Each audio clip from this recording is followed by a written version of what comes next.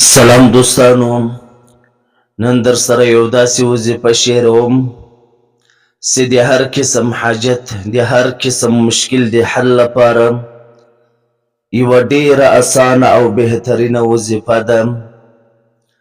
په دنیا کې پر انسان باندې هر قسمه مشکلات، په دنیا کې پر انسان باندې هر قسمه غمونه او مصیبتونه راځي.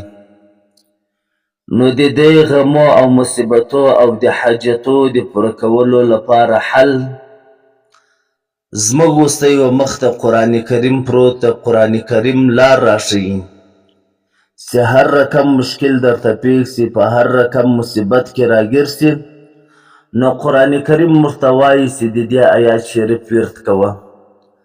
الله پاک دې موږ ورته ټول له غمو او له مصیبتو او له حاجتو څخه وساتي. په دنیا کې قسمه قسمه انسانان شته، په قسمه قسمه مشکلاتو او په قسمه قسمه غمو کې راګیر دي. خو نن در سره یو داسې وظیفه شیروم چې د دې ټولو مشکلاتو د حل لپاره واحده دا وظیفه ده او بهترینه دا وظیفه ده. ډیره ازمویه سوې ده او ډیره تجربه سوې ده.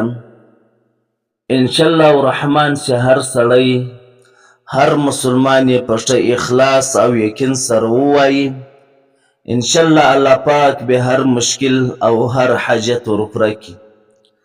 وظیفه ده د یوې شپې وظیفه،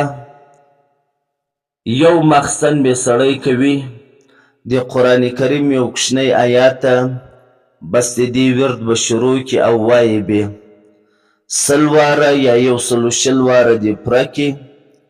بیا دې له هغه وروسته له الله پاکه څخه دعا وغواړي، بیا دې له هغه وروسته له الله پاکه څخه خپل حاجت وغواړي، بیا دې له هغه وروسته د خپل مشکل د حل کېدو لپاره و الله ته زارۍ او خواستۍ وکړي.